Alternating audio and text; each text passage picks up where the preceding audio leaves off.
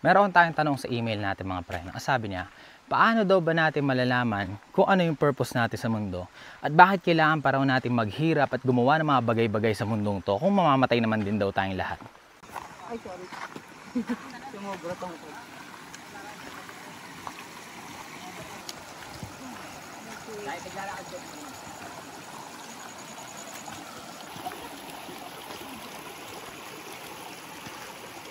Atong tanong na to, no, madalas na siyang tanong ng mga taong nagkakaroon ng existential crisis, di ba? Kumbaga, maraming tao nagtatanong na, ano bang ibig sabihin ng lahat? Ano bang meaning ng buhay kung eventually mamamatay din naman tayo? At dahil isa siyang dreadful na tanong, no, kumbaga, pwede siyang maging isang napaka-depressive na tanong or pwede rin naman siyang nakakabuhay na tanong. Depende rin siguro talaga sa sa kasalukuyang edad mo, sa kasalukuyang maturity mo sa buhay, no? Kasi nung bata ako, talagang isa siyang malungkot na tanong para sa akin. Tapos iba na rin yung naging dating na taon. Itong matanda na ako, nung mas kaya ko nang i-take intellectually and emotionally yung mga bagay-bagay, parang naging ano siya sa akin naging eye-opener siya sa akin kung paano ko ba i-live out yung buhay ko ng mas maayos, mas maganda, mas masaya. Pero nung bata ako, no, ang naging kasangga ko sa tanong na yan, religion talaga. Nung bata ako, meron din naman akong fear of death, no? Kumbaga, ayoko rin naman yung idea na pag namatay ako, tapos na lahat, no? Blanco lang lahat. Kumbaga, napakadali kasing paniwalaan nung idea ng afterlife sa akin dati, no? Yun yung pinaka-comforting na kasagutan sa tanong na yan dati para sa akin. Nung bata ako, no, religious din ako na tao, mga pre. Kumbaga, nung nagkaroon ako ng consciousness, no, tapos na-realize ko na, eventually, posible tayong mamatay lahat. Na eventually, yung mga nakikita kong pinaglalamayan, posibleng ganun din yung kahihinatnan ko. Ang dami kong mga tanong sa buhay, no? Paano kung ito lang pala yun? Paano kung wala palang afterlife, diba? At dahil hindi ko matake, no? Hindi ko matake yung idea na yun, naging religious ako at some point. Kumbaga, hindi ko kasi kayang tanggapin, no, na ito lang yun, ito lang yung experiences natin to sa mundo. Hindi ko matanggap na pag namatay tayo, no, yun na yung huling moment na makakasama ko yung magulang ko, yun na yung huling moment na mayayakap ko yung mga mahal ko sa buhay, makikita ko yung mga kapatid ko, di ba? Sobrang dali maging religious nung bata ako, no, kasi ang hirap i-take ng realidad sa ganong murang edad. Kaya kahit may mga katanungan na ako noon, medyo curious na ako kung ano ba yung katotohanan ng mga bagay, kung gaano ba katotoo yung mga pinaniniwalaan ko sa buhay na inintroduce sa akin ng parents ko. Pinili ko na lang i-ignore yun, no, sa initial part ng buhay ko kasi hindi yun yung makakatulong sa akin na magkaroon ng peace. Hindi yun yung nakakatulong sa akin makatulog ng mas mahimbing sa gabi. Mas maganda sa akin yung idea ng afterlife. Kasi siya instant na satisfying na sagot sa lahat ng katanungan mo sa buhay and at the same time, no, parang rin siya instant purpose din sa buhay kasi nagiging malinaw yung mga bagay na kinakatakot mo sa mundong to. Malinaw na takot kang mawala yung memories, lahat ng pinaghirapan mong experiences dito sa mundong to. Takot ka na mabubura na lang once na mamatay ka na. Takot ka na hindi makasama yung mga mahal mo sa buhay, hindi na sila mahawakan, mayakap, di ba?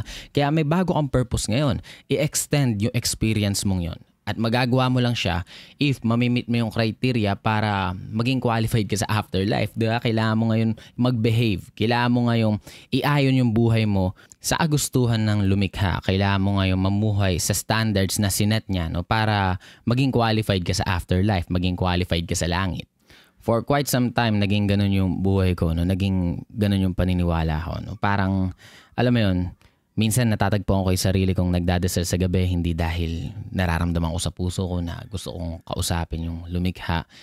Kundi parang naging routine na lang siya, no? Parang naging na lang siya, mindless behavior na lang, no? Na kailangan kong gawin dahil pakiramdam ko may nanonood sa mga bagay na ginagawa ko at kung hindi ko gagawin yon, baka lumiit yung chance ako na mapunta sa kalangitan. Na sa totoo lang, napakawalang sense, no, kung sa ganoong parang ka lang na mamuhay, no, pag hindi sincere yung belief sa puso mo. At yun yung katotohanan ng buhay ko, pre. At totoo lang, hindi ko magawang sincerely maniwala sa usual na turo ng religion, no?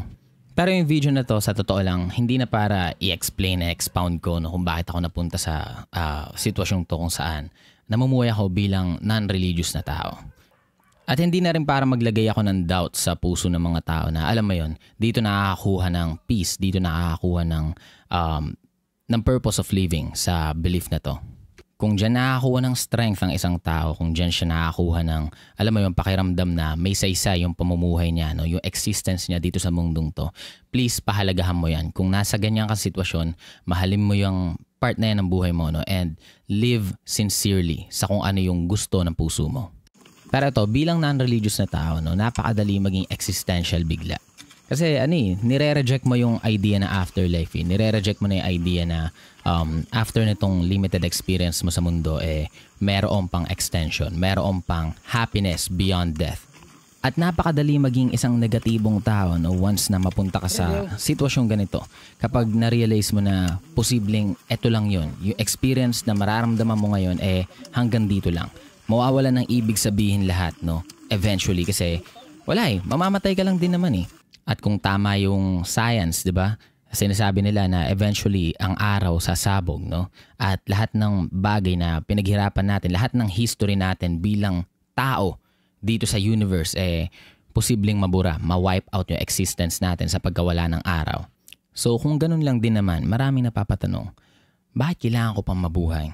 Bakit kailangan ko pang maghirap, no, sa pagsusurvive araw-araw? Bakit kailangan ko pa alamin yung purpose ko kung mawawala lang din naman lahat?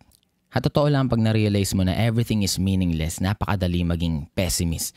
Kasi yun yung pinakamadali. Yun yung easiest way out dito sa buhay natin na puno ng struggles, no? Bakit kailangan ko pa mahirapan? Mamatay din naman ako. Naging tanong ko din siya sa sarili ko, no, kung meaningless ang lahat ng bagay, bakit kailangan ko pang i-pursue yung mga gusto ko i-pursue sa buhay? Then na-realize ko, no, meron tayong kalayaang pumili lagi kung paano tayo magre-respond sa realization na to. Malaya kang maging negatibong tao, no, na wag na lang mamuhay. Wag ko na lang i-experience yung hardship. Wag ko na lang i-experience yung disappointments, no, yung sakit kapag merong taong pinagkatiwalaan mo tapos binrake yung tiwala mo, no. Wag ko na lang i-experience yung mga pangit na bagay. Pero sa totoo lang, pre, that's just giving up, no. Pagsuko lang yan. Hindi yan realization na, wala lang din naman kwenta yung lahat, kaya hindi ko na lang din gagawin yung lahat, no, kaysa mahirapan pa ako. At totoo nga lang, baka nga hindi mo nakikita yung buhay bilang meaningless pag ganito yung perspective mo, diba? Baka kailangan mo lang ng coping mechanism, no? Kailangan mo lang ng proper justification sa pagsuko mo sa buhay. Kasi itong mga pangit na bagay na to, no, na sinasabi mo, it comes with pursuing the good things in life, diba? Kaya ayaw mong mahirapan kasi gusto mo na ng ginhawa sana. Kaya ayaw na ibang tao na masaktan kasi gusto nila sana maranasan yung mga masasarap na bagay dito sa mundong to. Pero sabihin na lang natin, no, hindi dahil ganun TPC, I just find it meaningless, no, kung eventually wala lang din naman lahat. Ano pang kwenta ng lahat kung matatapos lang din naman yung lahat tapos wala na? Para sa akin, pre, yun nga yung mas nagbibigay ng meaning dito sa existence natin, di ba?